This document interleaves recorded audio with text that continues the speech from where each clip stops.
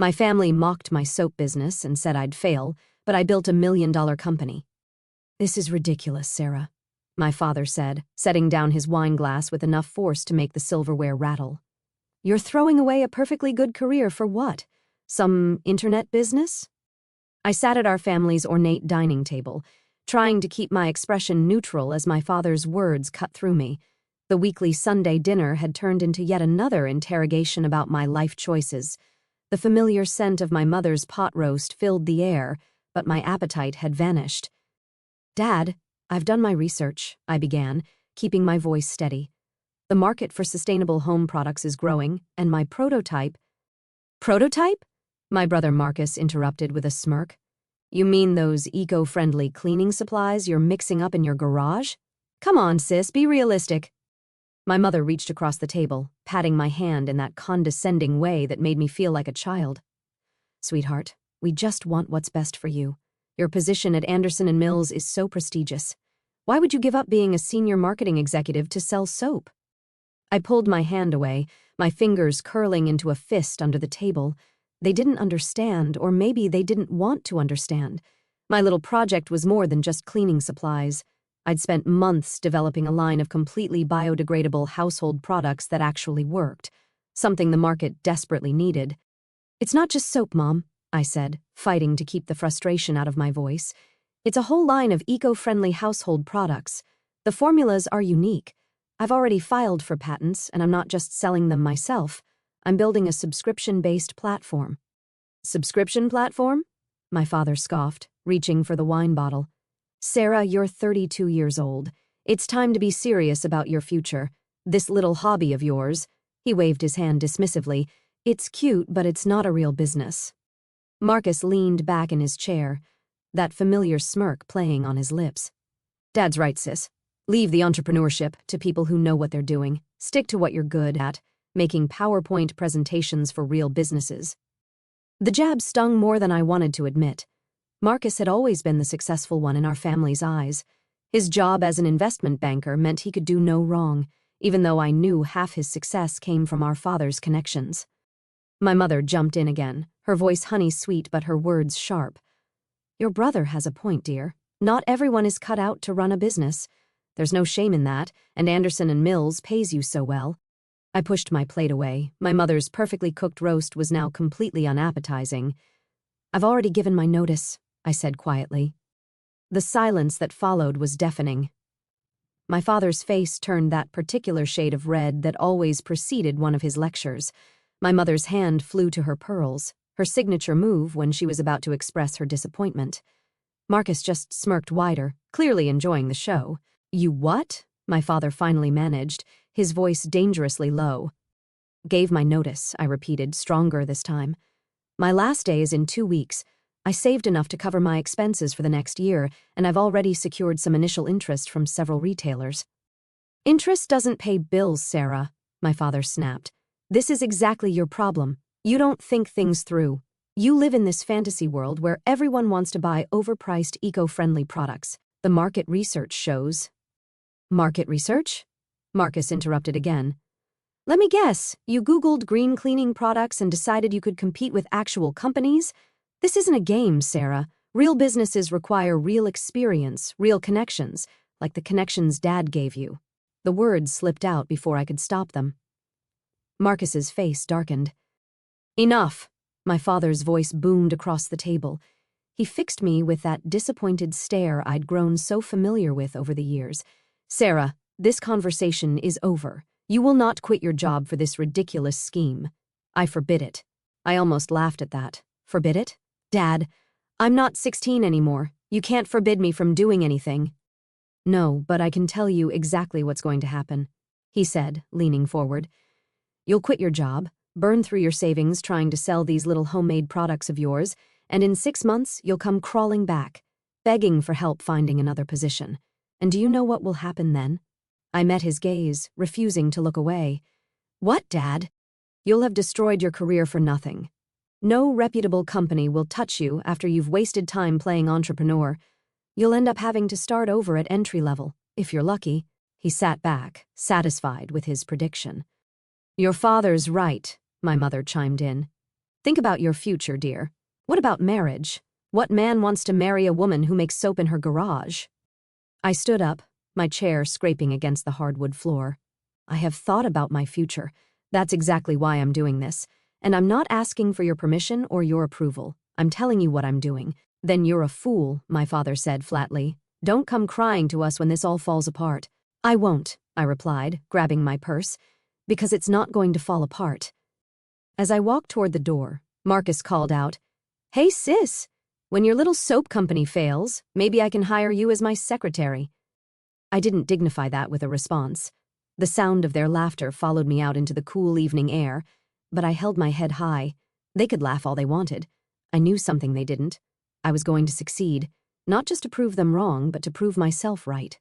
That night, as I sat in my apartment reviewing my business plan for the 100th time, their words kept echoing in my head. But instead of discouraging me, they fueled my determination. Every spreadsheet, every projection, every carefully crafted marketing strategy reminded me that I wasn't just chasing a dream. I was building something real. My phone buzzed with a text from my best friend Emma. How'd it go with the family? I typed back, about as well as expected. They think I'm crazy. Her response came quickly. They thought Edison was crazy too. You've got this. Need help with production tomorrow? I smiled, grateful for the one person who supported me from the start. Emma had been my guinea pig for every formula, helping me perfect each product until it was better than anything on the market. She believed in me even when my own family didn't. Thanks, I replied, but I've got a meeting with that retail chain tomorrow. Rain check? A meeting? That's huge. Why didn't you tell your family about that? I sighed, setting down my phone. I hadn't told them because they wouldn't have cared. To them, I was just playing at being a businesswoman. They couldn't see what I saw, the gap in the market, the growing demand for truly sustainable products, the potential for something revolutionary.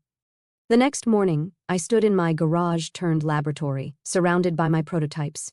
Each bottle, each formula represented countless hours of research and development.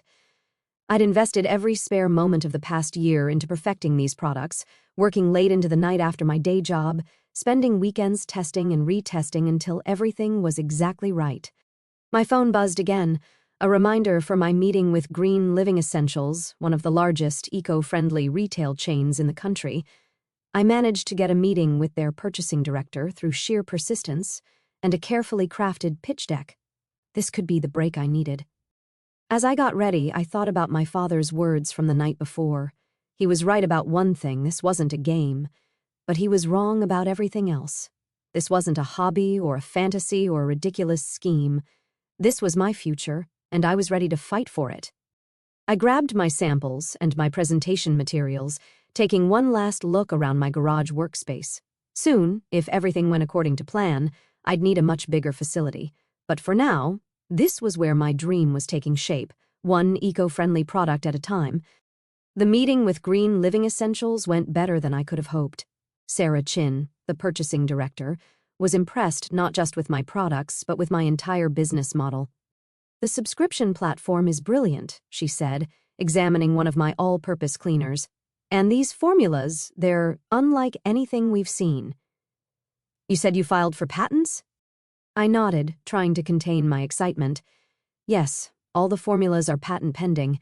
I've developed a unique process that makes them more effective than traditional cleaning products while being completely biodegradable.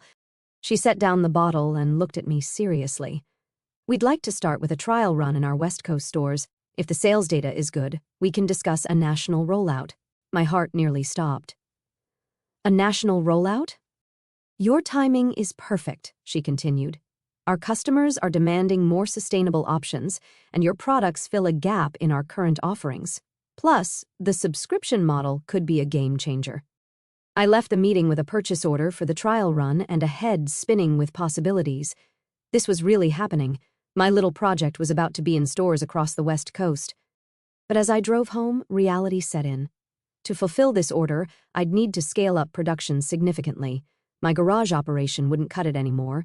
I'd need space, equipment, staff, and fast. I spent the next week reaching out to investors, refinancing my condo, and putting together a business plan that would make this work. Every spare moment was dedicated to finding solutions to the countless challenges ahead. My family, meanwhile, remained blissfully unaware of these developments. At the next Sunday dinner, they continued their campaign of doubt and disapproval. "Have you started looking for new jobs yet?" my mother asked, passing the salad bowl. "I heard Anderson and Mills already replaced you." "I'm a bit busy with other things right now," I replied vaguely, serving myself a small portion. Marcus snorted. "Yeah, busy making soap. How's that going, sis? Sold any yet?" I thought about the purchase order sitting in my briefcase, about the meetings I had scheduled with potential investors, about the warehouse space I was negotiating for. But I said nothing. Let them think what they wanted. Soon enough, they'd see the truth. "Sarah," my father said, his tone serious, "it's been 3 weeks. This little experiment of yours has gone on long enough. It's time to face reality." I met his gaze across the table. "You're right, Dad. It is time to face reality. Just maybe not the reality you're thinking of." He opened his mouth to respond, but I was already standing up. "I need to go. I have an early meeting tomorrow." "A meeting?" Marcus laughed. "With who? Your soap bottles?" I grabbed my purse and headed for the door, their laughter following me once again. But this time, I was smiling. They had no idea what was coming. The next few months were a blur of activity. The warehouse space I found needed renovation to meet production standards. I hired my first employees, 3 production workers, and a quality control manager. Emma quit her job to join me as operations director, believing in the company enough to take the leap with me. The trial run with Green Living Essentials was a massive success.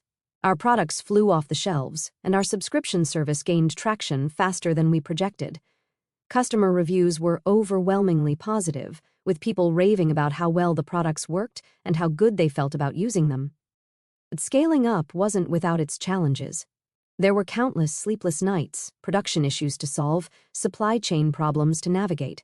Every day brought new obstacles, but also new opportunities. I threw myself into every aspect of the business, learning as I went. When our first batch of labels arrived with errors, I stayed up all night reprinting them myself. When our initial shipping system proved inadequate, I spent a weekend coding a better solution. Every problem was a chance to prove my father wrong, to show that I could handle real business. Through it all, I kept quiet about our progress. My family assumed my silence meant failure, that I was too embarrassed to admit they were right. At Sunday dinners, they'd stopped asking about the business directly, instead making pointed comments about job openings they'd heard about.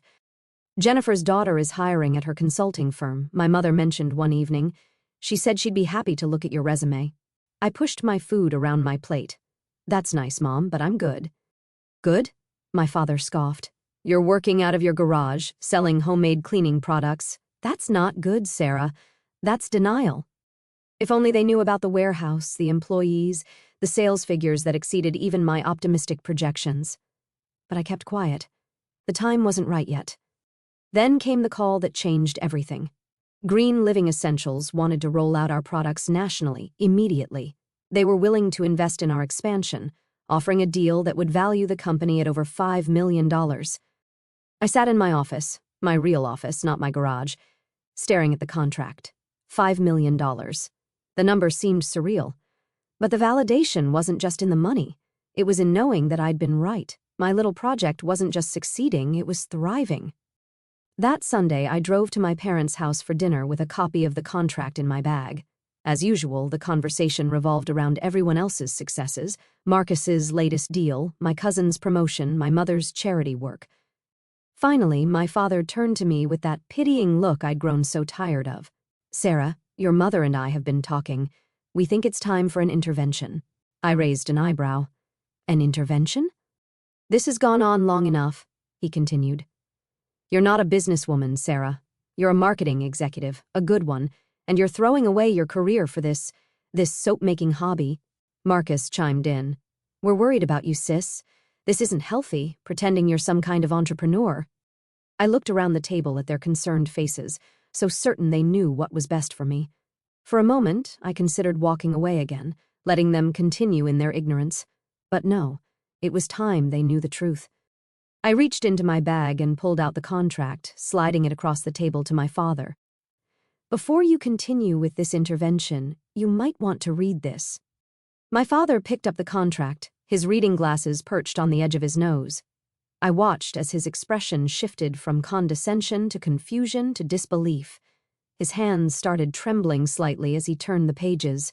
This can't be right, he muttered, looking up at me. $5 million? Marcus nearly choked on his wine. What? My mother's hand flew to her pearls. What are you talking about?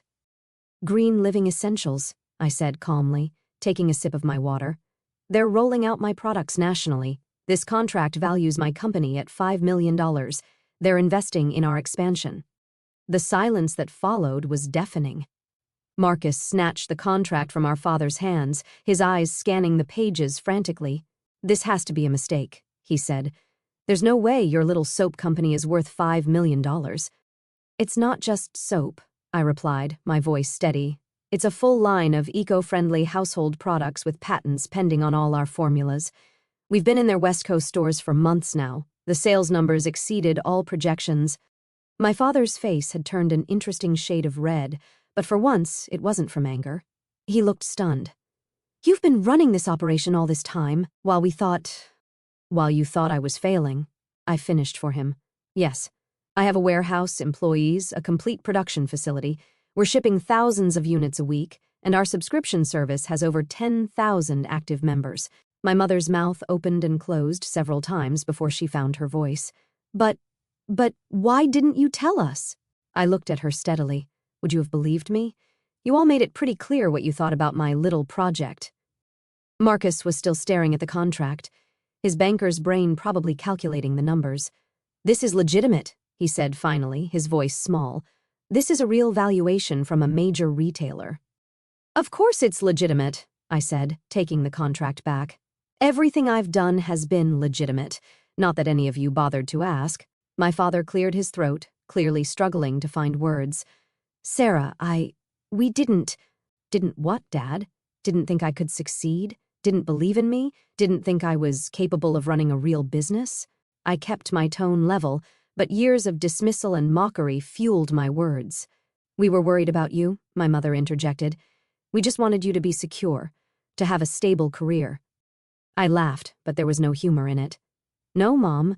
You wanted me to stay in my safe, comfortable box. You couldn't imagine that I might be capable of more than that. Now, Sarah, my father started, his authoritative tone creeping back in. There's no need to be bitter. We were just trying to protect you. Protect me? I raised an eyebrow. From what? Success? Independence? The satisfaction of building something meaningful? Marcus finally found his voice again. Come on, sis. You have to admit this was a long shot. Nobody could have predicted... You're right, I cut him off. Nobody in this family could have predicted it, because none of you believed in me. None of you even tried to understand what I was building. I stood up, gathering my things. The expansion deal closes next week. I have a lot of work to do. Wait, my father said, standing up as well. Sarah, please. Let's talk about this. Maybe I could help with the negotiations, or... Now you want to help? I shook my head. I've handled everything else on my own. I think I can manage this too. As I walked toward the door, my mother called out, Sarah, don't go. We're celebrating. Let me open some champagne. I turned back to face them. Celebrating what, Mom? The success you mocked? The dream you dismissed? The work you belittled? No, thank you. I'll celebrate with the people who believed in me from the start. The drive home that night was surreal. For months, I'd imagined the moment I finally showed my family what I'd built, but the reality felt hollow. Their shock and sudden interest in my success couldn't erase years of doubt and dismissal. When I got home, I found Emma waiting on my doorstep with a bottle of champagne. Well? She asked, grinning. How'd it go? I unlocked the door, letting us both in. About as well as you'd expect. They're shocked. Dad's trying to take control, Mom wants to celebrate like she supported me all along, and Marcus can't believe his little sister out-earned him. Emma popped the champagne, pouring us each a glass. And how do you feel? I thought about it as I sank into my couch. Validated, I guess, but also sad. I don't know. I thought proving them wrong would feel better than this. Because deep down, you wanted them to believe in you, not just your success, Emma said softly. She was right, of course. All those Sunday dinners, all those dismissive comments, all the laughter and mockery, I told myself I was above it, that I didn't need their approval. But some part of me had always hoped they'd see what I saw back when I was building it. The next week was a whirlwind of activity. The expansion deal required countless meetings, legal reviews, and planning sessions. My father called daily, leaving messages about his contacts who could help with the negotiations. Marcus suddenly wanted to discuss investment opportunities. My mother told all her friends about her daughter, the successful entrepreneur, conveniently forgetting how she dismissed my business as a hobby. I ignored most of their calls, focusing instead on my team, the people who believed in the vision and worked alongside me to make it a reality. We were scaling up operations, hiring more staff, and planning our national rollout. Success was bringing new challenges, but for the first time, I felt truly confident in my ability to handle them. Then came the day of the contract signing. I arrived at the Green Living Essentials headquarters early, dressed in my best suit, ready to take my company to the next level. To my surprise, I found my entire family waiting in the lobby. "What are you doing here?" I asked, stopping short. My father stepped forward, looking uncomfortable in a way I'd never seen before. "Sarah, please let us be here for this. I was wrong about everything." I crossed my arms and he continued, his voice catching slightly. "I've never been more proud of anyone in my life. What you've built, it's extraordinary. Not because of the money, but because you did it your way, despite everything we said." My mother was crying quietly, dabbing at her eyes with a handkerchief. Marcus looked at the floor, shuffling his feet. "Sarah," my mother said, "we know we can't take back what we said, how we treated your dreams. But please let us share this moment with you. Let us celebrate who you are, not who we thought you should be." I looked at them, really looked at them. My father, his usual confidence replaced by genuine remorse. My mother, her perfectly composed facade cracking with emotion. Even Marcus, his arrogance gone, replaced by what looked like respect. For a moment, I considered turning them away. They hadn't earned the right to share this triumph.